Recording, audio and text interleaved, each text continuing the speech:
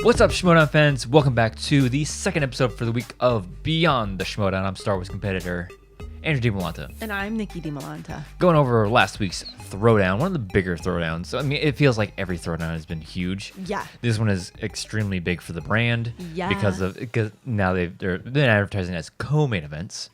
But before we get into that, I want to go over quickly of more complaining from fans. Oh, yeah. Oh, yeah. And I get it. These are some valid points. I see a couple of gripes that people have, but for me, it's just like, just calm down. Come on. Which one are you talking about? I'm talking about the how. We thought it was live. Yes, but it wasn't. I mean, they said before that this Throwdown was pre-recorded. What do you think the chances are that Chris Jericho and Kevin Smith are both free at the same time on a Friday evening? Yeah, and I do get the people saying like, yeah, like they're masquerading as if it was live. Like that, I agree with. It's like if you've already established that it's pre-recorded, treat it like any other pre-recorded match. But that's really where my complaints end. It's like I get it, whatever. It's still a show. It's still entertainment. Yeah. I mean, And it didn't bother me in the least. it didn't bother me. I was well aware that it was pre-recorded. Maybe that's the issue, or that's why it's not an issue for me. Yeah. Whereas there were people in the live chat in the middle of the Jericho Smith match that were like, wait, this isn't live? It's like, no. So, you know. But what really gets me is some people are like, oh man, Ben's going as far as, playing up the whole where's Drew thing on his stream right before the match. Now I got to get ready for this match. It's like yeah, it's a show. It's a show. We got with storylines. Yeah, we got to continue it for the storyline. So it's like, come on. And like somebody went as far as like, yo, Dan's in Arkansas at this point. Like, wow, stock much? Yeah. Like, wow, how'd you know even though he says for his YouTube channel. So. Oh, okay. Yeah, that makes sense. Yeah. I was like, wow, dang, how'd you know that? But that makes sense. But it's like, oh my God. It's like the Schmoedown fan base is slowly but surely starting to be like the toxic Star Wars fan base. It's like, Jesus. I feel like people just have a lot of time on their hands right now. And it's like at some point, stressed out. Yeah, they're just stressed, and I get it, but like, come on, man. It's just like if there's nothing to complain about, then it's a good day. We'll find something to complain about. Well, yeah, that's it. We'll find something. Don't worry, there's gonna be something that we can pick out. It's like if there's two things you can count on: the sun's gonna rise tomorrow, and somebody's gonna find something to complain about on the Schmoedown. Oh, that's for sure. Oh yeah. Well, I don't know. I don't know what to tell those people. Because I know a lot of people were like, oh, it's deceitful and whatever, that they told us we can't do answers in the chat. Like, what's the point of not putting answers in the chat? Like, what's the harm if it's not even a live match? It's just getting into the swing of it, especially for newer fans, because this is a match where like a lot of new people were probably coming in. It's like, oh, Kevin Smith and Jericho are going and doing what? Yeah, and it's kind of like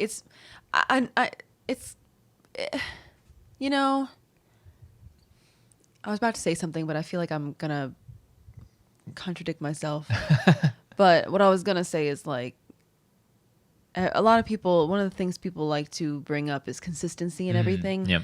And it's like, well, if it's a throwdown and we want to maintain consistency, then the thing is that you don't put answers in the chat. Yeah, treat it like a live event, yeah. But I know the contradiction there is that it wasn't a live event. It was a throwdown, but it wasn't a live one. Yeah. But it's like, hey, can we just be happy that we're being consistent with it? Like, and with new fans now, if they do get, if we did snag them, snag them, nap them, nab them. Sorry, nap them. What? Snag them. Yeah, snag. I say snag them. Snag them. Yeah. If we did snag them, it's interesting. The more you say a word, the less of a word it sounds like. Does that make sense? I don't think any of those were words. Did that make word? I don't. What just happened? If we did, get any new fans that there you go. I don't know. Then at least they know. And that's it. Because it's hard to break old habits, and it's much easier to maintain when somebody is taught the right way from the beginning than to teach somebody that, I don't know. Yeah. You know what I'm saying? And another argument I heard that like And people are like, oh, well, like I want to play along and show in the chat that I know. It's like if you feel so inclined to do that during live events, do like every other reactor does. Play along, record it, and then post it on YouTube or post it in the Facebook group. Like, this is me, how much because I almost want to say like the people that do that in live chat just want to like, hey, I can do this. Let me play along. And hey, stuff. Dan Merle missed that, but I got it. Yeah. So, like, yeah. So if you want to flex that muscle during stuff like this, record it, put it online. Maybe you'll get into the lights of the reactor pool and start your own podcast. Wouldn't that be fun? It's fun. So do that. Do that. We don't do it, but do it. I don't do it because we sort of do it. it'll be incredibly underwhelming. Watch our play along, Schmoedown beyond the Schmoedown play alongs every month. Oh yeah. Every other week ish, sort of, for patrons. Yeah. If you want to get a feel for what my play alongs would be like, there you go. They just aren't done live. Yeah. So anyways, let's go ahead and get into these matches. Yeah, we got two of them for this throwdown. Co-main events. Co-main events. Look at you. So I know. Got a for new audio phone listeners. stand. I'm resting my phone up against my drink. Mason jar. My big old mason jar. So this first one. Speaking of people complaining about stuff, let's talk about the Bateman Guy match. And we'll get into that after this match. Let's go ahead. It's not going to take long. Spoiler alert. No. And I don't think we should really put a spoiler alert for these ones because it's public to everybody. So if you haven't seen it already, we're not really waiting for anybody to be released to the public because it was for everybody. It was a great night for the brand. So why not make it available to everybody? I feel like if you're listening to a podcast that's reviewing matches, the spoiler alert's kind of implied. Yeah. But as I've been doing lately, just in case, if you haven't seen Bateman Guy or Smith Jericho, maybe come back later. But keep it open for those watch hours, baby. Oh, we're so close to being monetized. Oh, wow. So dangerous close. As soon as we get there, Mr. YouTube's going to be like, hey, by the way, you need 8 gazillion watch hours. Mr. YouTube? Yeah. I don't know who made YouTube. Google's gonna be like, "Hey, idiot, you need this many hours hey, now." Dummy, you actually need about 10,000 watch hours in order to be monetized. We're so close. Sorry. All right, so round 1. Andrew, Drew. Oh, okay. Wait, let me back myself rewind. up. Flip that thing. Put that thing down. Flip it and reverse it. Oh, I got Missy there eventually. Elliott. Ben the Boss Bateman versus debonair Andrew Ghai. Drew Ghai. Ben Bateman is, of course, representing the Finstock Exchange, and Andrew Ghai is representing the usual suspects. So, lots of lead up to this match. We've been seeing the absolute downward spiral of Andrew Ghai leading up to this match. Pretty much starting with that one backstage when he revealed the Schmoedown to the world. Yeah, when he exposed the Schmoedown to the world. That's the word I was looking for. Yeah. Nice. I know words. So it started with that, and then we've just been seeing a slow, not actually, a pretty abrupt descent. It was more like a waterfall. It wasn't like a Splash Mountain. We're just like, boom. So, we've seen that building up quickly. And it's like an eruption of... crazy. How many more analogies can we get into this? Let's keep on going. So, Andrew Ghai, he's been going pretty crazy. It's almost like, I don't know, when you shake a Sprite up and open it up and it explodes. Yeah, that's a good one. What's another one? What about when you climb up a slide when you're going to go slide into a pool and then you just get to the top and you just slide real fast on down. It's like that. So let's get into the match. I don't know why. Just jump straight into the deep end. I don't know why we prolonged that. Round 1. Drew. Wait, no, before that, we got to talk about this. Like, the promos. Well, Nerd Chronic, as always. Yeah. Wizard. But mostly Andrew Ghai's just, ooh, man. I got to say that I know that I've said multiple times that Ben Bateman is my favorite player. I need to also expand that. It's still true, but Ben Bateman and Andrew Ghai, they can do no wrong for me. And like this character that Ghai has going on, they are just treasures to the Schmoedown. And Andrew Ghai, the commitment. I don't think anybody is as committed to his character like Andrew Ghai is. Maybe Video Drew and Tom, but I mean, God. This flying off the handle bit that's going on. Yeah. Like, wow, the commitment is just stunning. So could have done it, guys. It could have done it. Oh my God, yeah, that video where he was in his car. We were watching that. Like, I wonder if anybody saw him just like freaking out in his car, and yelling. Like, wow, God, Dude, quarantine's getting to rough. some people, man. God, Quarantine's a hell of a drug. But yeah, the promo was fantastic. I feel like we're just seeing like an origin story for the Joker or something. It's so crazy. Yeah, it was kind of Joker-ish. Yeah. And Ben's just like, what? You all right, bro? I don't know what's going on, Yeah. but I'm kind of worried about you. And his spit stains. Oh my God. It went all the way to his chest. Like, dude, man. His shirt was so wet. It was insane. And he's like drinking out of 3 cups. Like at one point, he gets up and grabs a bottle of what I can only assume looked like vodka. I think it was like rum. Drinking it straight out of the bottle at one point. There was Maker's Mark over to the side. Yeah. And I'm just like, wow. The commitment. Yeah. My God. Yeah.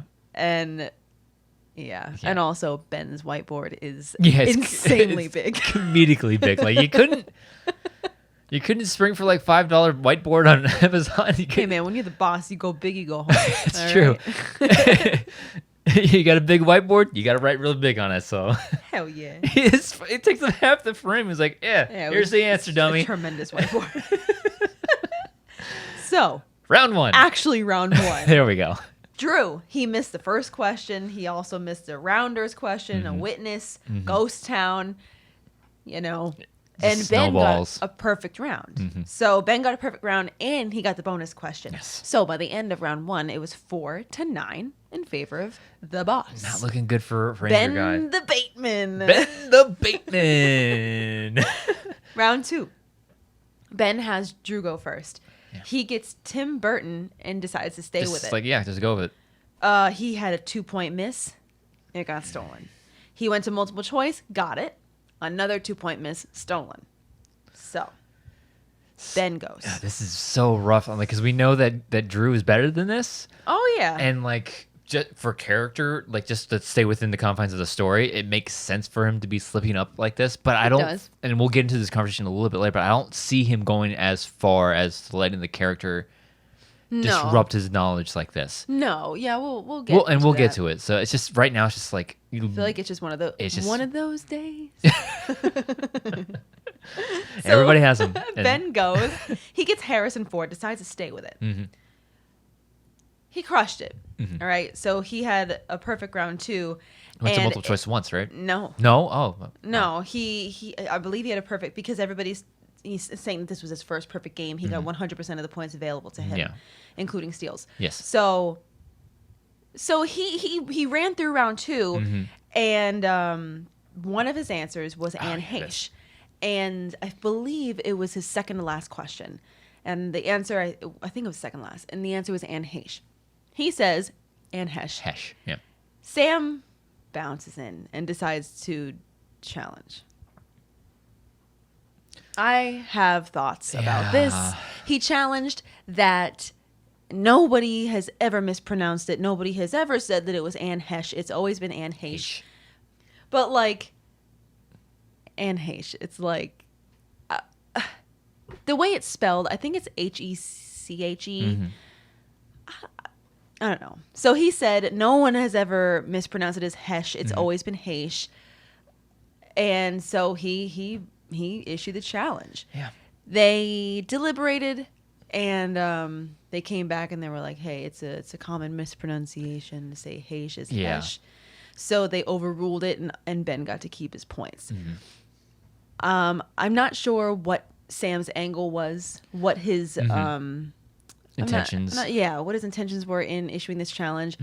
Did he legitimately think I'm right. This might go my way. Yeah. Or was he just pulling a Ben Bateman, maybe trying to get into his head a little bit? Was he really grasping at straws, just trying to avoid a TKO or a KO? If I see even a sliver of a chance, I'm going to go for it. And we've said before. I have said that before, that if there's any slight possibility, you go for it. But I feel like I have also said recently, with the way that challenges have evolved, I do believe that there might be an asterisk next to my opinion now. Yeah. That if you see an opportunity, That's reasonable. it's a reasonable opportunity. It's if it's reasonable. Like, honestly, someone says Anne Hesh and you challenge that. Like, that's a bit much for me. Yeah. It's a little bit petty for me. If you're using it as a tool to maybe get into their head or something, then whatever. But yeah. it's not like you're going to say that. You're not going to come out and be like, oh, let me get into his head. Yeah. The way no matter what your intentions are, it's going to come off as I'm being serious about this challenge and will come off as petty no matter what your intentions were. So, it's kind of a lose-lose there if you're the manager, whether you're being serious or if you're just trying to get in somebody's head. But at the end of the day, I thought it was a very silly challenge. Yeah, and I'm with you on that. And I've said it feels like every single episode now we're talking about like, oh, I'm tired of these. So I know you don't like this word, but ticky-tack challenges. And it's like, seriously, Where did that come from? We've had this discussion before. But like I'm getting exhausted of these like, oh, he was one letter off or he didn't say the or and it's just like, let's just play the game and really keep your challenges for when like, okay, there are like maybe there's reason behind your challenge. This one seems like it's just like I'm doing this challenge because I have it and because I know I can. because I can and I know it's gonna be a over lot soon. like what Ben did last week. Was it last week or 2 weeks? Or his match against Shazam when they got knocked out. Yeah. They knew full-handedly that coming back from their private room, like, we're gonna get knocked out. Yeah. I already know. I'm gonna challenge it just because it looks like it's challengeable. Maybe I can stall. Maybe I can. The Elvis thing. Yeah, the Elvis thing. Maybe I could sway the judges in my favor and get a 2-point steal, so I avoid the knockout and go into the third. This is what this feels like to me. Sam knew very well that Ben is gonna roll the rest of his questions. He's gonna knock out Drew, and we're just gonna lose this match. So let me just throw Last ditch effort. Throw a Hail Mary up there. Maybe it'll be a fail Mary like Seattle versus Green Bay, and the call will go our way. You don't get that reference because you don't remember that football game. I can't even tell you who won the Super Bowl last year. I can't even tell you who was in the Super Bowl last year. Really? Patriots? No. Seahawks? No. Browns? Really? The Browns? Browns aren't even a team anymore. Exactly. The Bills? Somebody with a B? No. No? No. Nobody with a B? No. It's the Niners and the Chiefs. Oh, I would have never gotten there. Patrick The Mahomes? Chiefs aren't even a real team. They're just like the Bills and the Browns. Like they The were a Chiefs- team. They were a team in like '93. The Chiefs are I can go on and on about this, but this is what this challenge feels like to me. It's just like whatever. I'm losing anyways. I have this challenge. I might as well use it. And So in that respect, it's like whatever. But It's like, at okay, some point, I you're just guess. dragging the match out. You're delaying the inevitable. yeah, and Let it it just go. makes you seem kind of petty. Yeah, just let it go. Like as a manager, and I feel like when those types of challenges are issued, I feel like it affects the way the fan base sees you and yeah. how they perceive you as a manager. Not that not that I think Sam Levine really would care that much, but It's just I don't know. I'm getting a little exhausted of these. yeah. But again, you try to get what you try to get, and especially in a situation like this where Ben's not going to miss it's not going his next well. question. The way that he's rolled the category up until this point, it's like, might as well. Yeah. So again, overruled. Ben gets his points. At the end of round 2, it's over, my dudes and knockout. ladies and gals and guys. 7-21 in favor of Ben Bateman with a knockout. 3 big points Yeah. for the exchange. Yeah. Ooh, Much God, needed. much needed. It feels like the past couple of weeks it was like, God, corruption, and so I keep winning. Yeah. We keep losing. Yeah. And it's just like, God, we need to stop the bleeding, and we need to pick up a win, and this is a step in the right direction. Yeah. And now we can get back in the right track and get back to the top of the leaderboard. And now Ben Bateman gets to go up against Dangerous Dan Murrell on the 11th. That's going to be good. It's going to be so good. September 11th? September 11th. Okay, so that's not too far away. Can you believe that it's September? Like what? What is time? Exactly. What is it even? What is it even? I feel like I'm in like Arrival, and like it's just a big old I barely remember loopy. that movie. I love that movie. I just remember favorite film of that year. that they went up to this big screen with the aliens, and the aliens drew circles, and what's her face? Amy Adams was like, human, right? Right? Didn't you see that movie with me? Yeah. You went to the theater with me. Yeah, You I saw really it. enjoyed it. And you really enjoyed it. I remember we talked in length about this movie. Yeah, I remember they went to space. Her and Jeremy Renner. They didn't go to space. They went to the spaceship. The ship was on Earth. Wow, you don't remember this movie at all. I remember them having to get into their astronaut gear. It was a hazmat suit. Oh. Whoops. And they talked to the aliens. They drew circles that meant stuff, and Amy Adams cracked that code. And I don't know if it was her or Jeremy Renner. It was her.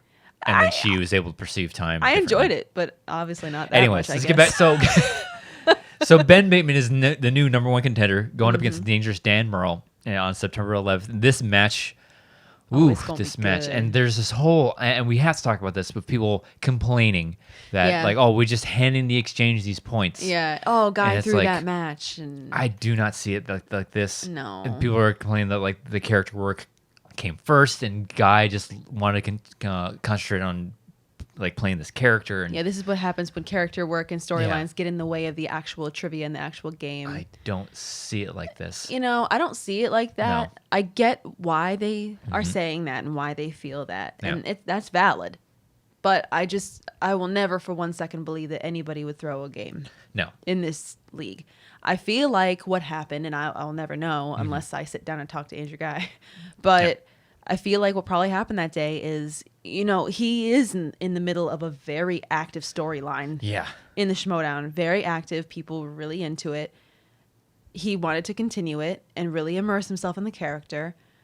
And I just think he hit a bad day. Yeah. And you know? Yeah. I feel like he had a plan probably in his mind, like, all right, well, if it doesn't go my way, I'll just continue the descent. Yeah. And if it does go my way, then maybe I'll go into this direction with my, you know, the craziness. going insane. Yeah. So I feel like he probably had a plan for whatever was going to happen, and it just wasn't his day. He got stuff that he didn't know, or what have you. I don't for 1 second think anybody in this league would throw a match. Oh no, and I don't think that a match would be fixed.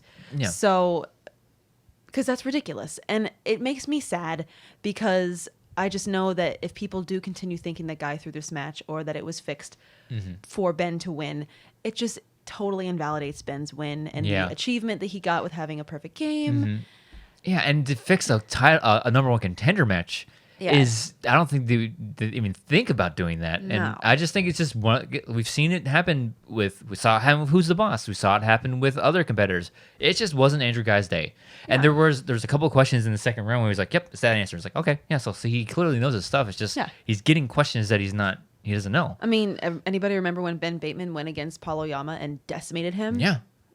Or did we think Paul Oyama threw that day? Yeah. No. He just had a bad day. He just wasn't doing character work.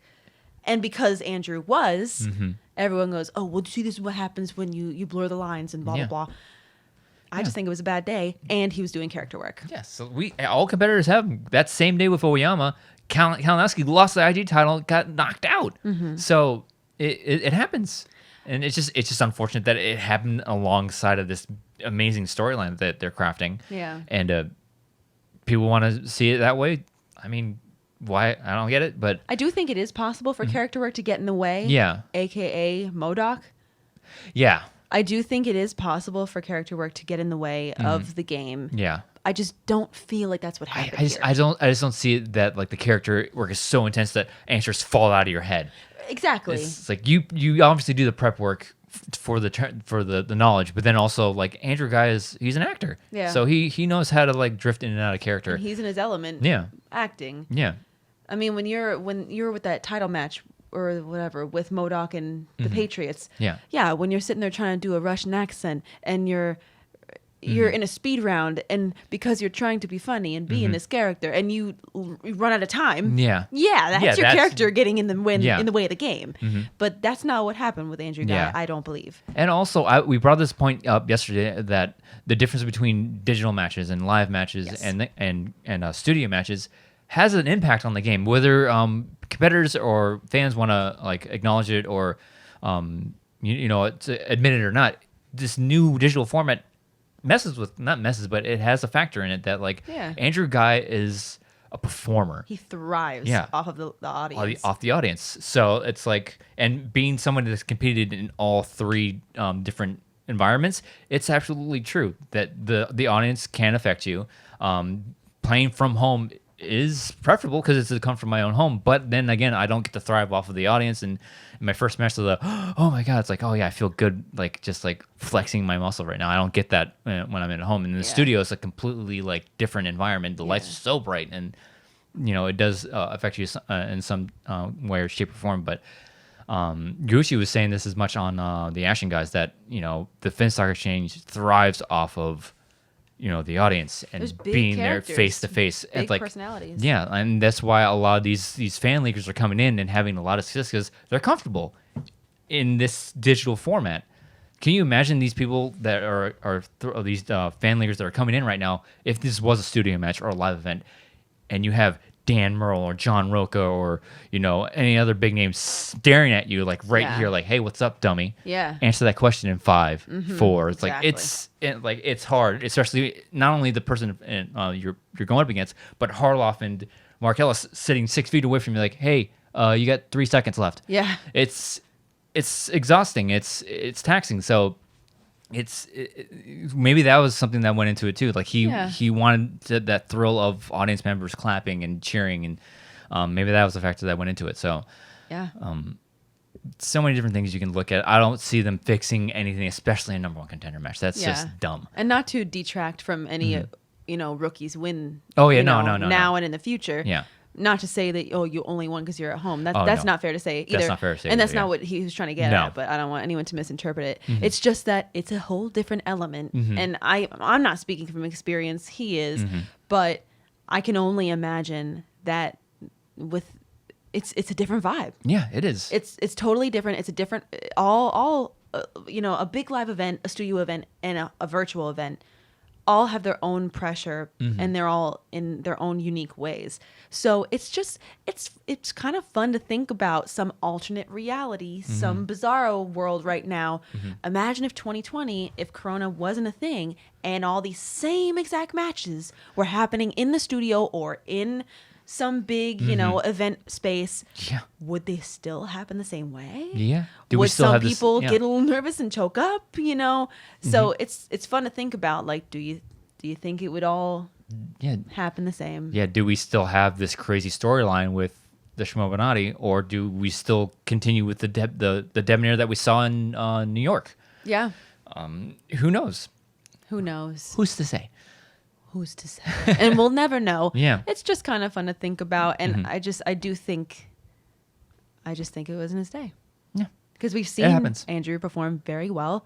He upset Dan Merle. Everyone loves to bring that up because it was a big moment. So obviously he's a better player than what we saw. Yeah. And that's just the way the cookie crumbled that day. Yeah, and it sucks that people are saying that and are just diminishing Ben's loss. Or Ben's win, sorry. Yeah. That's like, it's like, oh, even when he wins, he can't win. Yeah. So it's just sucky. But much needed points for us. And the usual suspects, the slide continues. Yeah. The slide continues. They're in what? Last place? I think so. Are they in yeah. I think so. Man, they just can't catch a break right now. Hopefully, they have like 9 points, I think. Yeah. So, but they still have Ethan Irwin on the right side of the bracket. And he's a heavy hitter, my dudes. Oof. So, next match. The next match is a big one. A big one. Big one. So we got, I don't think they had like nicknames. They did. Oh, well, yeah, they did actually. Yeah, never mind. It was Chris. Well, no, I know his name is Chris, but Chris, Le Champion. I don't understand that reference. Is that what he called himself? I guess. I always thought I've fallen off the whole. I figured he would be like Chris Ayatollah of Rock and Roll Jericho. I know Chris Jericho from back when I was really into wrestling. Me too. Back in the day. Yeah, but we had this conversation earlier of like how I remember Jericho was the first undisputed like when they were merging WCW WWF as it was when back then, and they merged the belts, and he was the first one to be that, and you're like, what? Like, what? Yeah, that was a thing.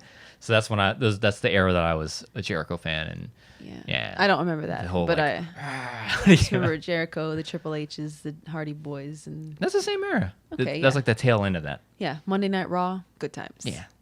Don't watch it anymore, but so whatever Le Champion was from, he was Chris Le Champion Jericho versus Kevin Goodenough Smith. I don't know if that's a reference to a Kevin Smith movie. I'm sure it is. But so we've got Jericho, who's representing the Rock Stars. We got Kevin Smith representing the Mercs. The Mercs with Coy Andrew, who had one of the most creative and fun promos that I saw. You didn't get half of the references. No, not at all. Because they're all Kevin Smith references. Like, that's cool. I've definitely seen the Jesus statue Yeah. where he's like pointing and thumbs upping, but everything else was pretty much lost on me. I'm sure they're good movies. So round 1, they both missed a Johnny Dangerously question, which they were both very upset about. And then Jericho missed a Dead Poet Society question, a Rocketeer question, a Transformers question. By the end That's a lot of questions. Yeah. By the end of round 1, it was 4-7 in favor of Kevin. A little rhyming there for you. Round 2, Kevin goes first. He spins opponent's choice. Ooh. He gets saddled with Meg Ryan. He had one miss, and it was a 2-point miss, and it was stolen. Ooh. It was like a romance that she was in about like a call-in radio show, and he guessed, "You got mail," and Jericho was like, "I don't know, Sleepless in Seattle," and that was it. Oh, it was a 2-point steal. It was a 2-point steal. Oh yeah. Yeah. I thought it said you heard one. I heard 1-point steal. Nope, 2 points. Yeah, I check my ears. What a dad. Yeah. So then, oh God. Okay, Jericho goes next. Obviously, he gets Disaster Films, spins away. He gets opponent's choice. So Kevin Smith decides to go with Kevin Smith. And again, this is a curse of the rock stars. Yeah. It's getting opponent's choice. It's bad. Like, it's real bad. Schmoedown. So he obviously gives him Kevin Smith. What else? Why wouldn't he? Yeah. He crushed it. Yeah, this is really surprising. He only went to multiple choice one time and he got it right. I mean, that would be the smart thing to do, is if you're going against Kevin Smith, Yeah. you might want to watch a couple Kevin Smith movies Yeah. in the event that he gets opponent's choice or Yeah. spinner's choice or lands on Kevin Smith. So, yeah, he absolutely nailed it. So by the end of round 2, it was a tie at 13-13. Round 3, 2-pointer for Jericho. He gets directors. Who directed Traffic and Aaron Brockovich? Missed it. 2-point to Kevin. New releases. Betty Gilpin and Hilary Swank in what controversial horror thriller in 2020? He knew the movie, just didn't know the title. Right. And he was like rattling off facts about it, but he Yeah. missed it. He just couldn't come up with the name. 3-pointer for Jericho. He gets Brad Pitt. Ooh. I feel like he's been coming up a lot lately. Yeah, there's like the past 5 matches, there's been like a 3rd round Brad Pitt question, I feel. He's coming back. He's coming back. Pretty big deal. Pretty big deal. Cliff Booth's profession in Once Upon a Time in Hollywood. He got it. 3-point to Kevin. 1990s. Drama that stars Tom Hanks and Denzel Washington. Got it right. And then, on the heels of that question, how funny that the next 2 categories for the 5-pointers are Tom Hanks and Denzel Washington. Schmoedown much. 5-pointer for Jericho. Tom Hanks, who plays Forrest Jr. in Forrest Gump. Oh, It yeah, sucks this one. because he thought they were talking about young Young Forrest Forrest. when he still had the braces on his legs and not like Forrest Jr. Jr. He was His like, son. oh, I was thinking of Forrest Gump, not Forrest Jr. Haley Joel Osment. I was like, how do you miss that? But Well- obviously, it's a rookie mistake not listening to the question It's fully. an innocent mistake Innocent and also rookie a mistake, rookie yeah. mistake. You could make that argument. Yeah. So then it goes back to Kevin for a 5-pointer with Denzel Washington, who plays William Devereaux in The Siege, and he very confidently got it wrong. It was Bruce Willis, right? Yeah. And he's like, yeah, just block Bruce Willis out of my head. But he was confident in his answer, so you got to give him that much. Yep. So 16-16, it goes to sudden death. Oof. What a fun outcome for this match. Yeah. So question 1, who plays Hansel and Zoolander? Both of them got it. Question 2, Harrison Ford, Max Drummer in what Sly Stallone film? Got it. Both of them. Question 3, a John Carpenter film about Jack Burton against somebody named Lo Pan. Got it. Question 4, what villain runs for mayor of Gotham in Batman Returns? Ooh, yeah. Which was a funny moment because Jericho said Two-Face. Oh yeah. And then they were like, all right, Kevin, what did you say? And he goes, wait, what was the question? It's like, oh no, honey, it doesn't work like that. Your time has passed for JT. And I just love how Mark was like, and what did you say? What was the question? What did you say? What did you say? And I just love that pure innocent moment where he was like, well, I didn't write what he wrote. I wrote the penguin. And that was the right answer. Right answer. So 19-20 in favor of Kevin Smith. And I think Jericho was confusing that with a Dark Knight because I think he said Two-Face. Harvey Dent. Harvey Dent runs I for... believe in Harvey Dent. He was running for district attorney. He wasn't running for mayor. Maybe. Yeah. Yeah. I don't know. A lot of confusion on Jericho's part. But, oh, no. But yeah, that match... That was a really good. It was a fun, entertaining match. They seemed like they had a blast. Oh, At least I hope they did. I think that's what I enjoyed most about this is how relaxed they both were. Because we're in this era. It's the seventh season of the Schmoedown. And there's a lot of competitors that just don't lighten up during the matches, and they just take it too seriously, and it's like everything to them. Sound familiar? But nope. Just to see two people, especially celebrities, people of their statures, like coming in and like just cracking jokes and having fun with trivia. Yeah. It was so much fun to watch. Say what you will about the questions, whatever. This was a fun match. It was a great match, very evenly matched match. Yeah, I was afraid that it was going to be lopsided. I didn't know who would be lopsided in favor of, but I was afraid that it was going to be like, oh no, but it was a blowout. Yeah, it went back and forth. Jericho not a stellar first round. Killed it in the second round. Oh yeah, Kevin Smith against Kevin Smith. Yeah, like, who does that? Yeah, and they both missed their 2 and their 5. Goes to sudden death, and 1 point determines the match. So it was a good match to watch. I think as far as Jericho, because like people are like, oh yeah, he watches movies all the time, blah blah blah, and like Jericho's kind of like that competitor that like, there's a difference between knowing movie trivia and talking about movies all the time. Because we see people come in, it's like, yeah, I know movies, and it's like, oh. I just didn't know those questions. Yeah. So it was an interesting match, and Kevin Smith obviously knows movies. He directs movies. He makes them. So it was just these two different competitors coming from two different backgrounds of movie knowledge and stuff, and it was just a fun watch. Yeah. But these were for points, and the Mercs keep rising. Like they do. On a roll right now. So that was The Mercs, they're on a roll right now. They're really picking up some momentum. Yeah, and the rock stars keep the struggles. Yeah. And Draco had a pretty big win this past week. And I think who else do we see from the rock stars that we get to see? It's unfortunate that the rock stars couldn't pull it out this one. But it was if this was your first introduction into the Schmoedown, it was a good one because it was a fun match. 2 familiar faces for people that aren't familiar with the brand, and it was a great gateway into the Schmoedown for new people. So it was a fun match. I liked it. Yeah, it was a lot of fun. And they asked both Kevin and Chris if they would be... I'm saying their first names like I'm like bros with them. Hey, man. Well, they asked Chris if he was going to come back. But both of them, I don't know if they were just being polite. I hope not. But they both kind of left it open-ended, like, yeah, I'd love to come back, have fun. So it would be interesting. Yeah, it would. And I would love to see them come back. Oh yeah, it'd be great for the brand. It would be fantastic for the brand. Yeah. We were saying like we could definitely see it because they're busy dudes. Yeah. So I don't know how. One match a year, maybe. Yeah, like maybe next year we get Kevin Smith, Chris Jericho part 2. Part 2, yeah. Redemption for Chris Jericho. So whether it becomes like that, and it becomes a yearly thing between the two of them, or if they branch out and we put Kevin Smith against, I know Christian threw out Warfather's name at one point. Yeah. So, Kevin Smith called out Dan Murrell, so that'd be fun. I feel like I would know who I'd be betting on, but you never know. We've seen crazier things. Yeah. We saw JTE in whatever season it was lose to an Olympic swimmer. What it was, Cody? Oh yeah. Oh, what's his last name? Banks. Is it? I don't know. No? I just threw that out there. I don't know where that. It just sounded right. Yeah, but like we've seen crazy things like that happen. So you never know. Oh, and can we also discuss Jericho's totally excellent?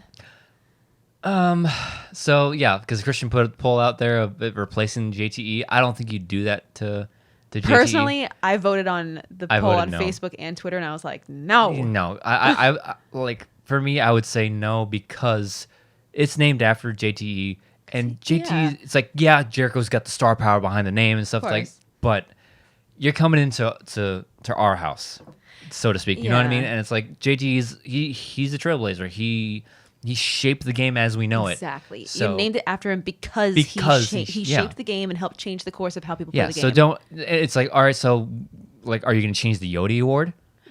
Like it's kind of like that for me. It's like you named it for a specific reason. Mm-hmm. Don't get rid of it because then it's like maybe whatever match Chris Jericho returns for, then you do it. In his match, put his face down there and call it Jericho's totally excellent. Great. Yeah. But personally, I would 100% of the time vote no. Keep it as JTE. Yeah, no, I think it would be discouraging and almost insulting to JTE. It's like, okay, well, you're not as popular or as well known as Chris Jericho, so we're gonna replace your face. Like come on, on one match. Yeah, on one match. Like, pay some respects. I mean, come on. It's one of the legends of the game. Yeah, and it's the reason why we named it the JTE rule. Although I do love that on Twitter, JTE did respond to that poll, and he's like, "I got my lawyer on speed dial if I need it." And it was like Tom Dagnino in that awful wig. With the trial of JTE. Yeah. So at least he got a sense of humor about it. Yeah. But yeah, no, I would vote 100% to no, don't change it. Keep it with, famed Ecuadorian film reviewer Josh Tapia. Josh the engineer. Yeah. But yeah, so. Yeah. Big week. Coming off of a big week. Mm-hmm. We still got, I know we talked about it last time, but we've got more matches. I don't believe there's a throwdown. We've all been so spoiled. Oh, yeah. So it's almost weird to think that there's no throwdown next week. And there might be. I could be wrong, but as far as we know. As far as I know, there's not. We're getting Miller, Silvestrini, Snyder, Montano, Barbarian, Cybold, and Riley Video Drew this week. Mm-hmm. So... yeah. Looking forward to those. Excited. Mm-hmm. We got 2 Finstock Exchange matches because that happens to be our faction bias. Yeah. So, it's going to be a fun week. I did want to go back and talk about how well prepared Jericho was for this match because people want to give Roxy flack for like, oh, she's not coaching her players up. Oh, they definitely talked about strategy. Yeah, Jericho seemed really prepared for this match. The fact that he kept saying JTE rule. Yeah. I mean, I know it's a tiny little detail, but I was like, wow, okay, cool. He's taking this seriously. Yeah, and it was, it just stood out to me. It's like, wow, he really knows the game. Like, maybe they did have conversations like, hey, don't forget your JTEs. You have multiple choice and all this stuff. Because when you compare it to another match with, what's his name from the Star Wars tournament? That's playing. Oh, God, what's his name? Oh, Quevedo. Quevedo was like, oh, people were ratting on Roxy for that. So you didn't. It's all Roxy's fault. She didn't prepare him enough. Look at this match. Jericho was completely prepared for this match. So, whatever. So you can lead a horse to water. Yeah. But sometimes they just not thirsty. Yeah, you can coach your player all you want. It's a matter of if they take in the information or not. And Jericho was taking the game seriously enough to listen to her. And I love that he did because it would be really easy for a celebrity to come in and just be messy, and sloppy, and just be like, wait, what was that? But you could tell that he was actually like, he was down, he was into ready. It. Yeah.